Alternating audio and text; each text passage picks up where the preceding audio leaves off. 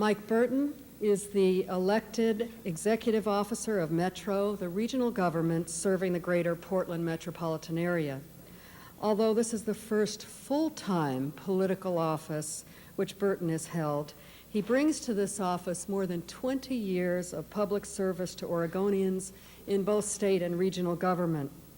As a member of Governor Bob Straub's administration in the early 70s, mid-70s, Burton served as liaison to the counties on implementation of Senate Bill 100, which is the nation's first statewide land use law. He was elected to the first Metro Council in 1979 and was presiding officer when the region's urban growth boundary was adopted. In 1985, he was elected to the Oregon House of Representatives, where he served 5 consecutive terms. As we know, those were every other year at that time. And in 1989, he served as Speaker pro tem of the House.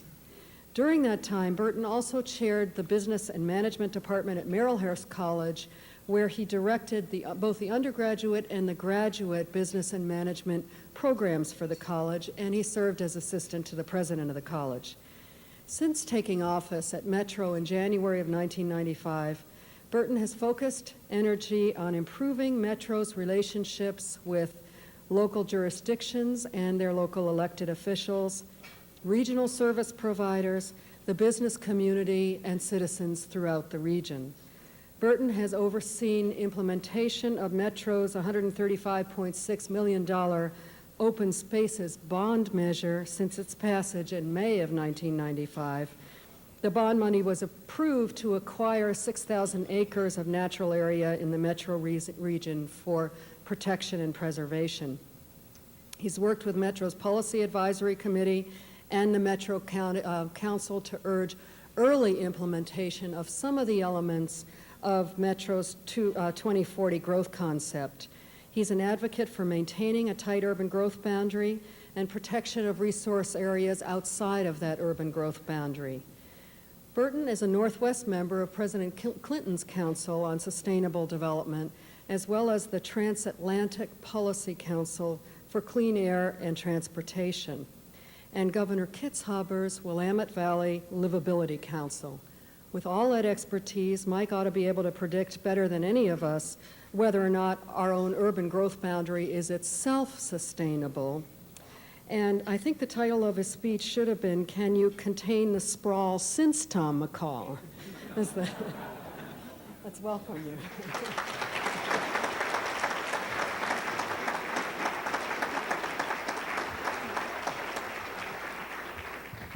Thank you, Chris. Before I get started, I need to sort of make certain we talk about something quite serious here, and that is, since the last time I was here, yes, this is a new hairstyle. But if there's any reporters here from the Oregonian Living section, I want to point out that this is a 2040 haircut. It has a little high density in certain places, a little low density, and a lot of open space. I even made an effort to try to do a little redevelopment below the line. It didn't quite work out. So if that reporter is here, I would be pleased to let you have the name of my barber following this speech. Now, with the serious part of that out of the way, let's get down to the fun. Is there life after Tom McCall? Yes, of course there is. The vision remains. The remarkable consensus about the core values that makes this place different remains with us. And I think the spirit is felt every day, and every time I walk around the region, I find and hear people invoking that particular spirit and that census about what our values are. But the world has changed in the 25 years since McCall laid out his vision. We need to change, and we need to find and understand those changes and to find new leadership that recognizes how those changes are affecting us.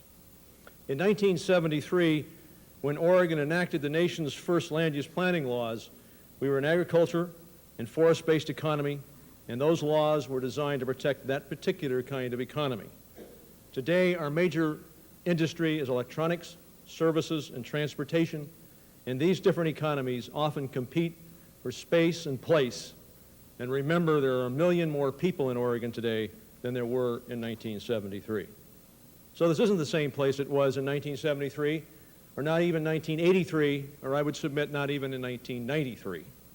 Consider that in the 2 years since I've taken office, The Tri-County's population has increased by 51,000 people, 69,000 people if Clark County is included. That's the equivalent of adding a new Hillsborough and then some to the region in just those 2 years. 23,000 new houses and apartments have been built in the metro area. There are nearly 41,000 additional cars on the road. We've built 44,000 parking spaces that covers over almost 500 acres of land. Metro's been in the thick of trying to respond to the challenges presented by this region's growth, and I'm proud of the records that we've made and the successes that we've had in the past year. One of those, I just wanted today announce that the other elected, region-wide elected official, Alexis Dow, our auditor, who I believe is here, was announced today that she is chosen by the Oregon Society of CPAs as the Outstanding CPA in Government Award. And Alexis, are there? Would you stand up? I think that's an achievement.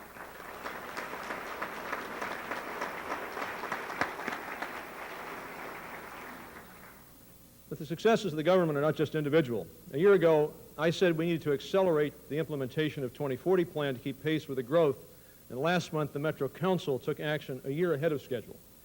Now the 24 cities and 3 counties in the region are changing zoning and other ordinances to guide community design, stream and creek protection, and transportation projects as they continue to grow in the coming decades. A year ago, I said it was clear to me that providing access to open space is a fundamental element to protecting livability in the face of growth. And to date, Metro has acquired more than 1,500 acres of natural areas for preservation as part of our purchase in the open spaces bond measure. A leading person in that effort who's been working on it ever since also is Councilor Patricia McCall, who I believe I saw in the audience here also. Open spaces acquisitions have made in all 3 counties, including 268 acres along the Tualatin River, 23 acres to connect key pieces of Tryon Creek Greenway, and 393 acres in Clear Creek Canyon. And despite all of the supposed anti-tax sentiment, in September, the voters of the region passed a $30 million bond measure to expand the Metro Washington Park Zoo and improve living conditions of the animals there. And Councilor Ed Washington, who chaired the Facilities Committee, is here today, and he's been a leading opponent to move those facilities efforts along to the sense that we have today. Since almost the day I took office, I've said that I thought the region was paying a premium on its contract for waste disposal. I'm proud to say that we've been able to negotiate a contract amendment that will save ratepayers $37 million over the next 13 years while continuing our unparalleled commitment to recycling and waste reduction. But it's not Metro, the government, that will be the key to providing leadership for the future. It's the partnerships that we work and that are working in the region today that will help us for the future. When you came in today, hopefully outside here, you saw a number of displays. Those are things that are happening around this region that are going to help us keep this place livable and help to keep the Oregon community that we know. And I want to do something a little bit different today. I want to introduce you to some of the people who have helped make those things real.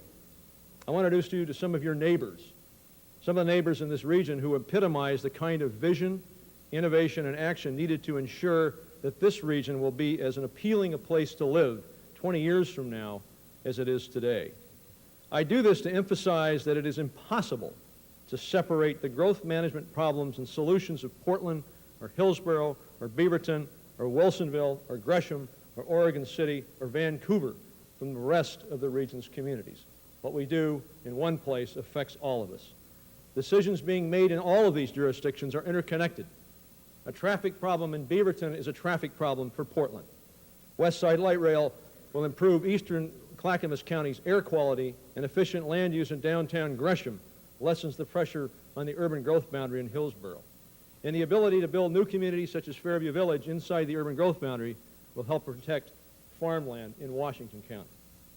Strengthening regional partnerships that recognize the connections between our communities and working to solve problems together is the leadership that we need today and for the future. I'm going to ask some of these folks, and I want to introduce them to you, to stand while I discuss a little bit about them and brag. Well, I know some of them are a little uncomfortable with that, but I'm going to ask them to do it because I think you need to meet these people because it helps define our region. And first, let me introduce Mayor Rob Drake of Beaverton. Over here, Bob. Beaverton is growing fast. It's grown from a population of 21,000 in 1973 to 33,000 in 1983 to more than 62,000 today. Mayor Rob Drake is leading the efforts to create the new Beaverton Regional Center. The Round at Beaverton Central is a public-private partnership project that includes $50 million in private dollars to help redesign downtown Beaverton around light rail. By reinvesting in existing infrastructure, the mixed commercial and residential project saves the region the cost of providing new services in an undeveloped area and reduces strain on the urban growth boundary. I want to thank you for your leadership in that area. The project's innovative private funding is a model public-private partnership in this post-Measure 47 era. Rob is also the chair, and has been the chair, of the Metropolitan Policy Advisory Committee for Metro, and he recognizes better than anyone, perhaps, the need for regional partnerships. Let me introduce Commissioner Ed Lindquist, over here, I believe.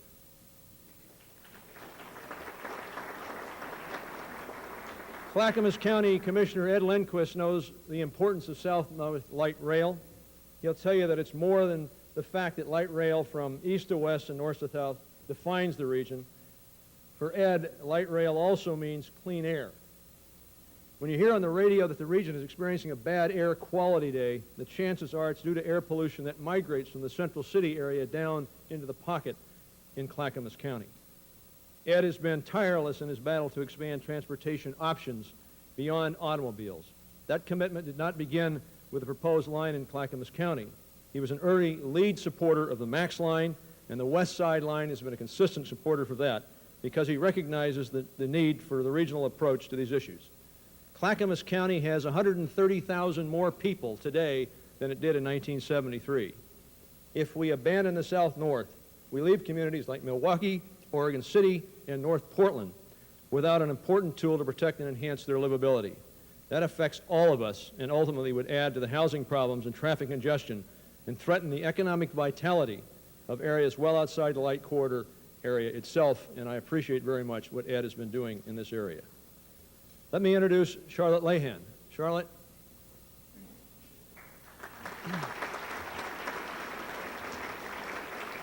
Another hallmark of Wilsonville, another hallmark of the region has been our ability to preserve important open spaces as we grow, for its value both as habitat and recreation. As an activist and outstanding friend of Goal 5, Charlotte Lahan has been a strong advocate for natural resource protection close to home and throughout the region.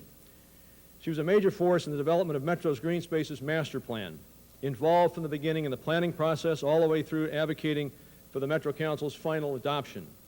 Charlotte was involved in the development of a successful open spaces bond measure, including the selection of targeted areas for acquisition, and very active in its passage both in the Wilsonville area and throughout the region. Cleaning up the Willamette River is not just an issue of aesthetics for Charlotte. Her community is running out of drinking water. Her community today is almost 10 times the size it was in 1973. And this year, Charlotte begins a new role as the mayor of Wilsonville.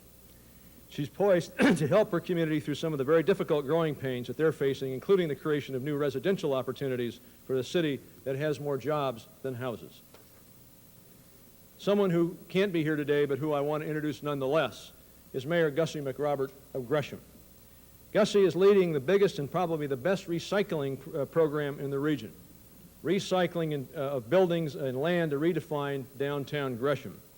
While Gresham's population has increased by 100% in the last 10 years, Gussie has taken up the 2040 concept off the wall and put it on action on the ground. She's literally reshaped downtown Gresham and made tough ordinances changes to allow for smaller lot sizes and mixed-use development that will strengthen communities inside the urban growth boundary while reducing the need for expansion of the boundary. Again, it's light rail stations that become a centerpiece for spurring downtown Gresham's redevelopment infill. Our ability to coordinate land use and transportation decisions must remain a hallmark of this region. As a past Metropolitan Policy Advisory Committee chair and as the newest member of the state's Land Conservation and Development Commission, Mayor McRobert is an outspoken advocate for land use planning. In fact, the reason she couldn't be here today is because LCDC is meeting in Salem and she didn't want to miss that meeting. Let me introduce you to Peter Becken. Peter, here.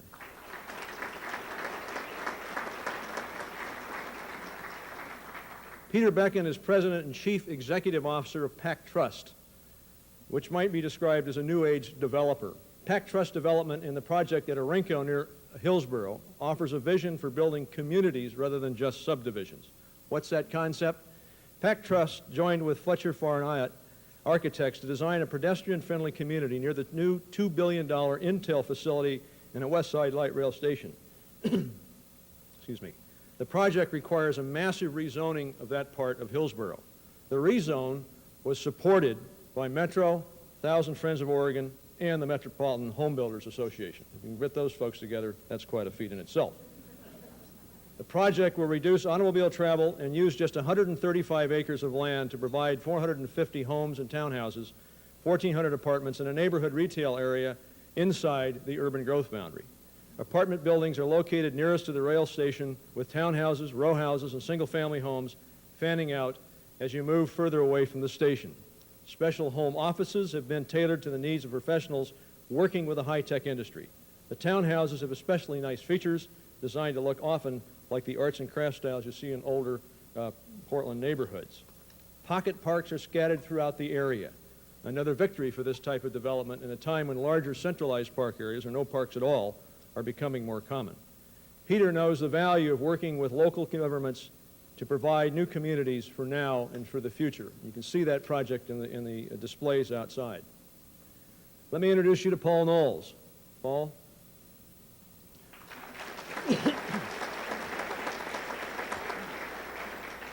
Paul is an entrepreneur, business leader from Northeast Portland and owner of Geneva's Sheer Perfection Barber and Beauty Salon, who says he doesn't really like to attend meetings. But as a leading member of the Martin Luther King Action Committee, he had a perfect attendance record. And it's been a good thing because, as Paul likes to say, it's important to get involved in your community when change is happening. Otherwise, decisions are made from the top, and they're not always the right decisions. Paul helped to craft some very good decisions for the Martin Luther King Boulevard in a process that brought together the state, the city of Portland, Metro, neighborhood, and business associations and citizens. The MLK project is creating an environmental management and cleanup efforts that will allow redevelopment of vacant sites with environmental contamination. Business development programs to build strong locally owned businesses. Transportation improvements that will create a district with plenty of transportation choices. Projects that will bring new and affordable housing and new customers for local businesses. And by the way, these aren't just being talked about, these are happening on MLK right now. Paul understands the value of planning ahead to achieve results for tomorrow, and we appreciate his work. And finally, let me introduce you to David Bell. David?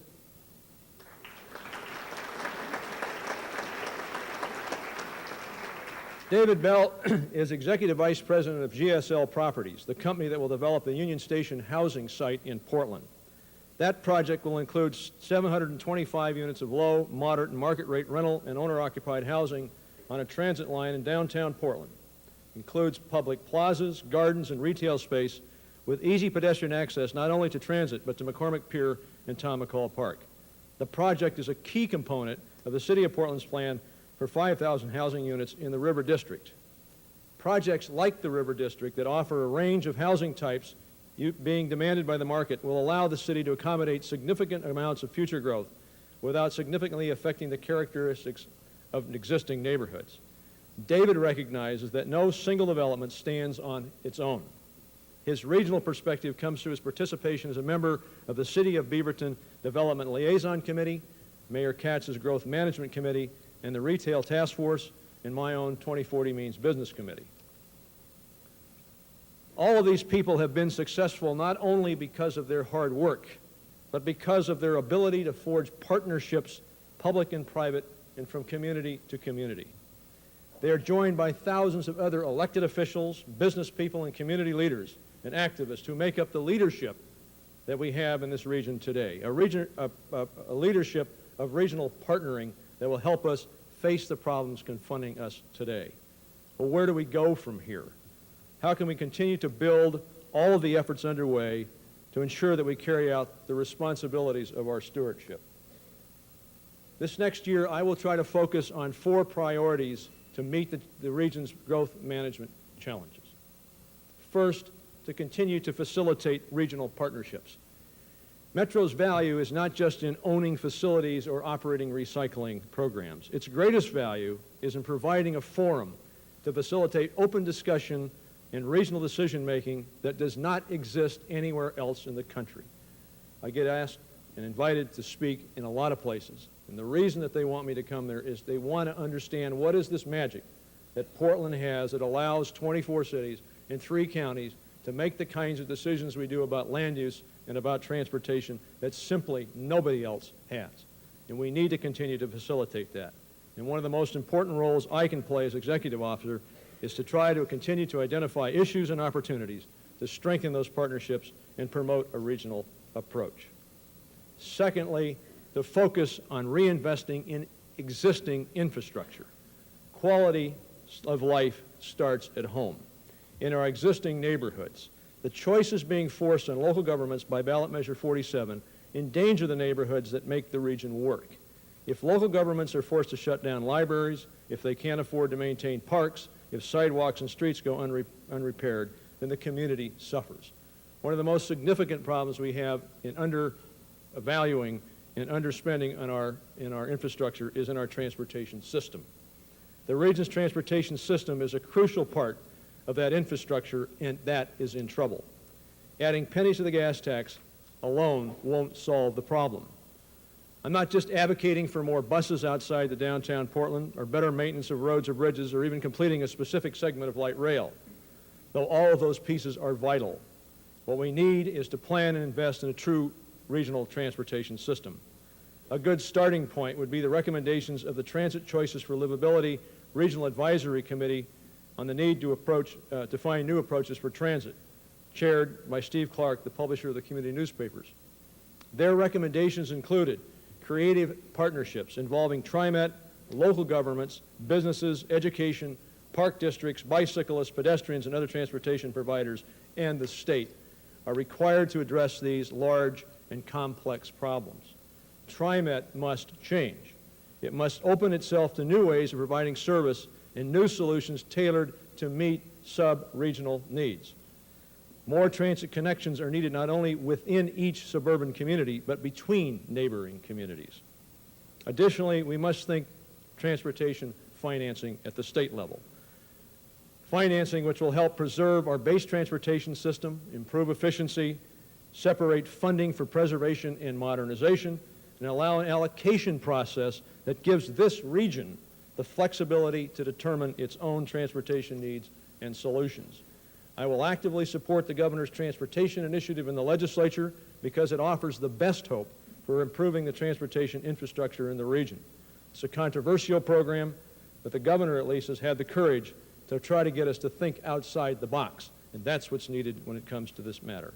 I will also pursue federal dollars for a redefined South-North rail project that does not rely on state funding and will bring that project back before the region's voters, hopefully within the next 18 months.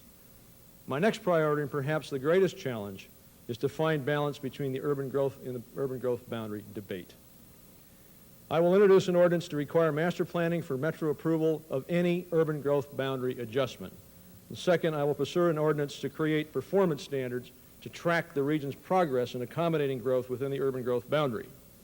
The reasons for these specific proposals is that we have to do a better job than we have since the creation of the urban growth boundary. It is a myth that the urban growth boundary has never moved.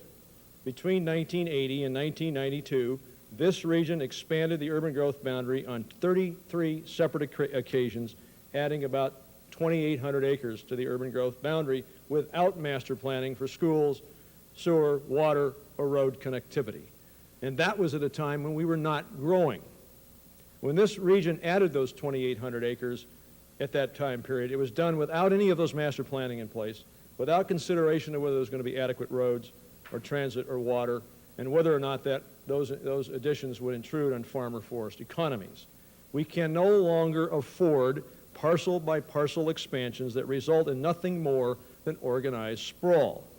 Conceptual and master planning for each area that ensures these elements are accounted for and meet 2040 guidelines must be required before any land is added to the urban growth boundary. Well, the people I introduced today are evidence of the creative ways land is being used more efficiently inside the urban growth boundary. I also believe that there is a limit to the density and the capacity any neighborhood can sustain before it begins to lose its character and its sense and place of community. To minimize the impact of growth on existing neighborhoods, I believe that we will need to add about 4,000 additional acres to the urban growth boundary to last us for the next 20 years. That is less than a 2% increase in the region's land area. I said this in 1995, and I say it today. But there is enough exception land around the edge to ensure that we do not include a single acre or inch of protective farmland. I was pleased to see that that view was shared recently by the Department of Land Conservation Development, the Department of Agriculture, the Department of Transportation, the Economic Development Department, and the DEQ on exactly that point. And finally, I will focus on investing in the region's green infrastructure. The debate over whether the Willamette River should be on a list of future drinking water sources is misdirected. There should be no debate. The real issue is the fact that the Willamette is not drinkable nor swimmable today. We need regional and statewide efforts to restore the Willamette to the state that Tom McCall was trying to get us to in the first place. I will promote aggressive conservation as the most efficient method to ensure a long-term quality of drinking water supply. I will advocate protecting watersheds and will do everything in my power to ensure that not another tree is cut in the Bull Run. I will work to get the Regional Water Consortium resources to complete its plans to improve water quality for all citizens in the region. The governor's proposal to fund the Clean Streams Initiative, coastal salmon restoration, and parks need our support, and I will work to secure funding for local park projects as part of that package. I also expect that Metro will continue to purchase another 1,200 acres of natural areas throughout the region for permanent protection on our way to acquiring the 6,000 acres that we want to buy under the open spaces measure. It's imperative that we provide appropriate stewardship of these resources that will be required for the future and to hold for our future generations. Metro cannot solve the region's infrastructure and public finance issues alone, but a regional approach truly makes the whole greater than the sum of its parts. I've introduced you today to a room full of regional partners, and for the future we must leverage those regional partners that offer opportunities for leadership in reinvesting in existing infrastructure, adding balance to the urban growth boundary debate, and investing in our green infrastructure. I told you a year ago, and actually 2 years ago, that I had the best job in the world, and I still think I have the best job in the world. I'm convinced that there's no better place to fight for the core values that I hold for these regions, and I know that I'm not alone. Tom McCall wrote his name large across the Oregon sky, and I think if he were here today, he would probably be generally pleased by our stewardship. But at the same time, he would be greatly worried because we could lose it all. And he would tell us you can't rest on your laurels. It is therefore up to us to create the next legacy that will come from hard work. I think it's a job worth doing and a fight worth fighting, and I look forward to the challenge.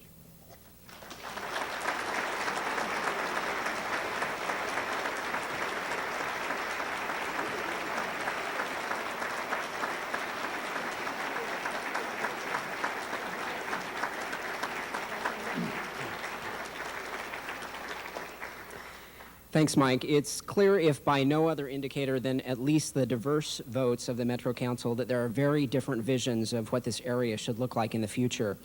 Could you go into more detail on the room for improvement in how Metro facilitates this process, specifically in regard to public input, soliciting, involving, and responding to community members so that when major growth implementation does occur in this region, at least it is based on shared values? What would that improvement be?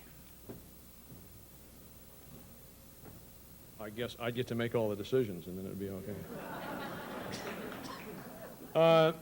Well, we have a process that's very involved. Metro, I think, rightfully, and this began before I took office, has had a history of a long effort to reach out to the public.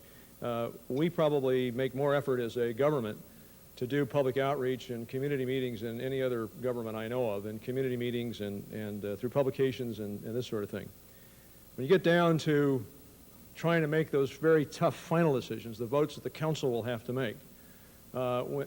Anyone who's been over to one of the meetings recently revolving around the urban reserve debate that's going on right now, the room is full.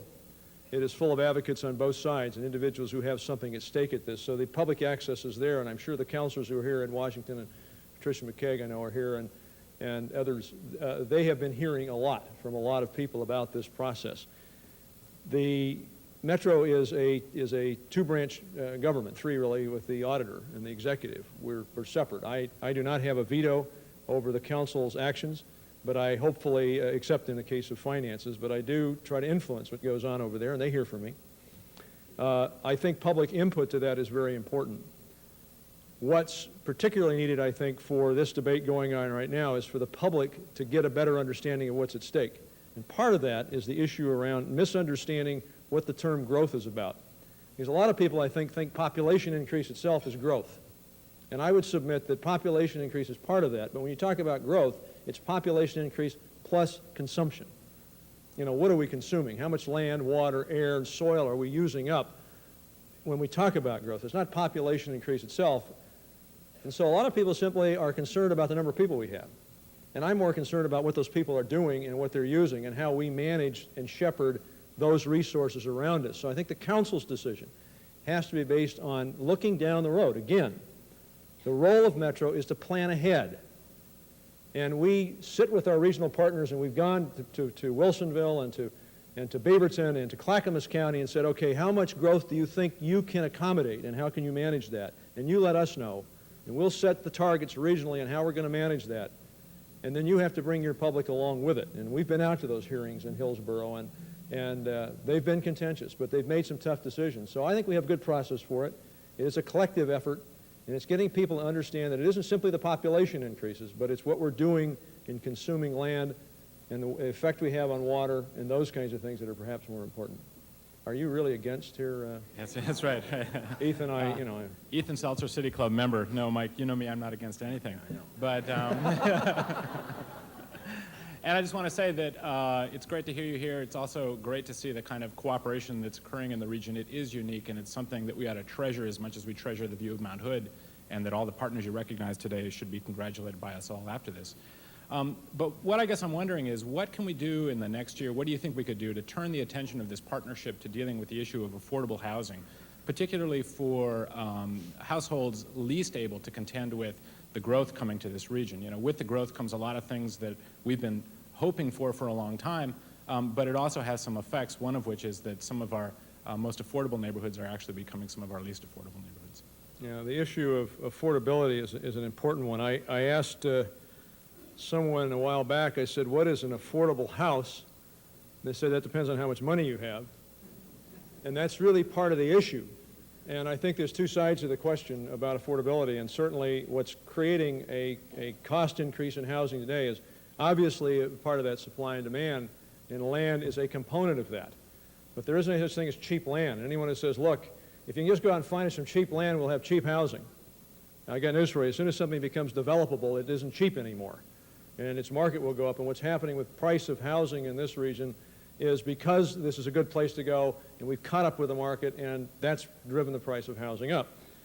And because particularly, even though now, and that's one of the good things about 47, it does put a cap on that one leg of our tax that I think is medieval in its character, and we need to find a different way to finance things. But because people, that's a fixed asset, and people get driven out of their homes literally. The price of housing has to do with that. But there's two sides to the question, I think. One is the social issues, and it has to do with income, has to do with size of family, has to do with, you know, how close you are to work and availability of housing. And you may get to the point where you actually have to increase the subsidy, and so you have subsidized housing, to the question of affordability, and that's people in middle income really who really can't afford to get into housing in the first place.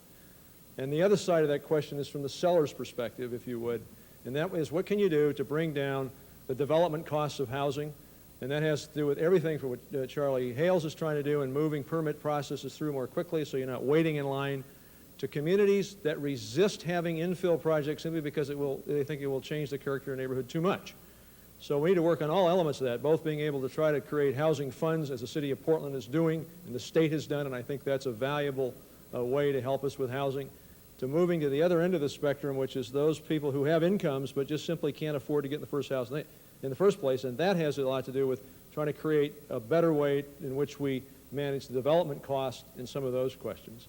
But it's all very important to do. Ray, I'll bet you're going to ask me about Metro's role in citing prisons. And I want to assure you that we do not cite prisons, although we are helping the department with some maps. But Well, I can Mike- also assure you that if wherever they cite that, they will take those prisoners there by bus.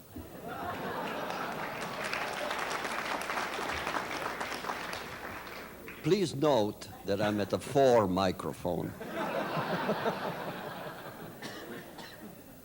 With 200,000 more vehicles than people in the state of Oregon, and growing, being driven more and growing, there obviously is a clear need to slow down the automobile and increase much more the transit alternative. Specifically, what is Metro doing to increase dramatically bus service throughout the metro area? As you know, it is stagnant and has been stagnant for quite a number of years. Without it, I don't think we're going to get anyplace else. Yeah, and I would, What is Metro doing I specifically? agree with that. You know, I read some disturbing statistics this morning that bother me. We often talk about, and I think it's a comparison the public needs to make, about what it costs to keep someone in prison and what it costs to educate a child. And then I read that the average American spends $6,200 a year on their automobiles. And that's more money than we spend to educate a child in the Portland school system every year. So we've got some other priorities out of whack here. But specific to your question, as you know, Metro doesn't operate the bus system, but we do partner with them in trying to plan to find ways to create better transit options for them. And we partner with TriMet in trying to assist them in getting federal money through the current ICE-T Act. We'll be going out to Washington soon to try to make certain that we keep that federal funding program flexible enough to ensure that we can get dollars for those bus services that we're talking about. And I outlined that in my talk about what we ought to be doing with it. We also I simply sort of lean on Tom Walsh as often as I can, and he leans on me about how we can deal with creating good community development that assures that there's going to be transit corridors in there, and so those buses can get through effectively. So we deal very specifically in trying to assist with local funding efforts are the next question. If we can get federal funding and do the flexibility there, state money is very hard to come by because of our constitutional dedication, as you know, Ray. You can't spend anything except roads. And that's a separate question. I think the governor's plan is trying to address that question and getting greater flexibility in there, and that's why I support that. So we are working as closely as we can with TriMet to try to specifically increase bus availability, including working with them to take a look at how they could reorganize perhaps to create the kinds of bus service, for instance, they have in Wilsonville. And that wasn't a negative effort on the part of Wilsonville, but they're an area, a town center region that simply connects with the TriMet system, but uses local resources, including business support, to provide a local bus service down there. That's the kind of thing that has to be done, and we'll work with TriMet to try to achieve those things. Robert. It does take money, and as I said, one of the things that we need more money. I'm not advocating for taxes in a lot of areas, but we need more dollars for a transportation system, and that includes everything from greater ability to create bicycle lanes to pedestrian opportunities to buses and to move freight in our road system. Robert Liberty, City Club member. I got back Tuesday night from a conference in Atlanta on regionalism and neighborhood vitality, and I can't tell you how grateful I am to be in a place that has the planning laws, a regional government, and some leadership, including you.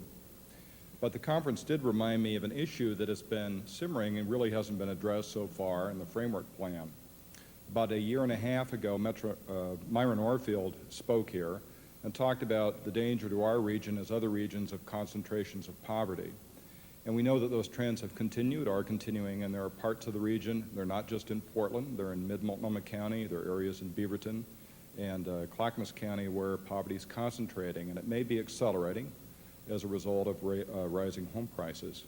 What do you think would be elements of a strategy to make sure that we are, as the MPAC has said, neither Los Angeles nor Detroit? Can we do something to help distressed communities so that they don't become centers for urban decay. And again, that to some extent it can be dealt with in two ways. One is, of course, financing, and I think the time is ripe in this state once again. The 10 years that I spent in the legislature and with Carl and on Revenue Committee trying to find ways to restructure our whole financial system, but I think what they've done and what Myron Orfield had recommended and happened in Minnesota, to take a look at regional cost sharing so you can put those dollars where they're needed in those things for job development is a discussion that we ought to be having right now, and moving forward. We've been talking about it, but we need to move that forward so that there's a allocation of those kinds of costs.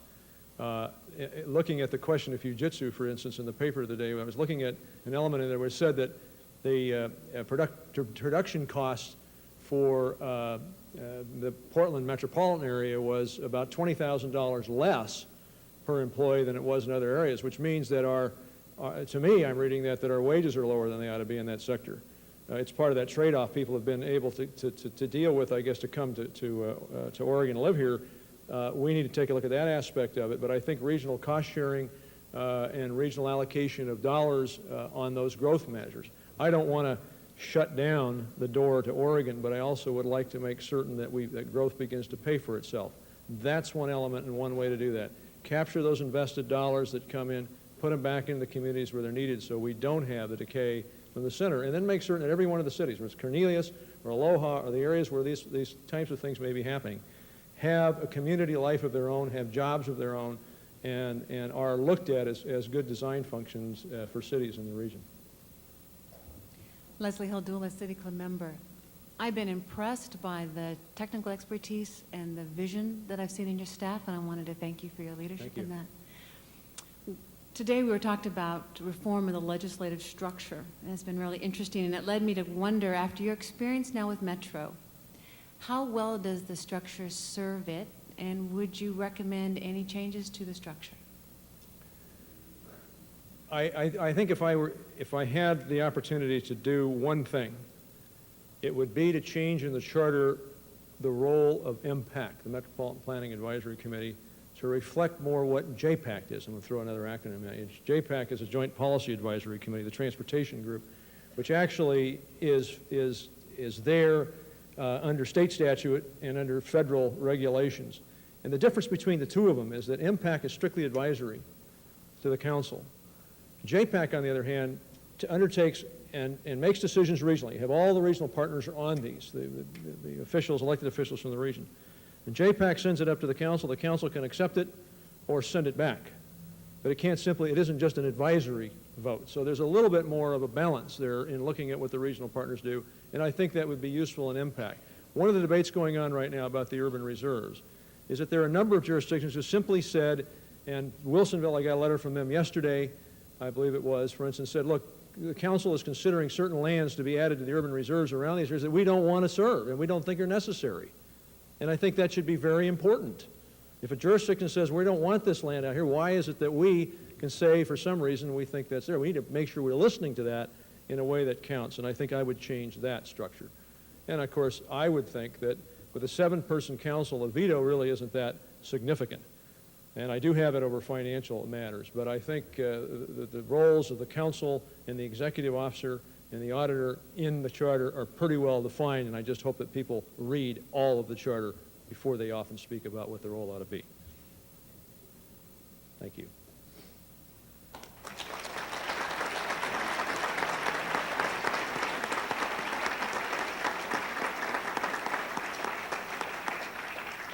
Thank you, Mike. Thank you for your thoughtful comments and thought-provoking comments, including about ballot measure 47.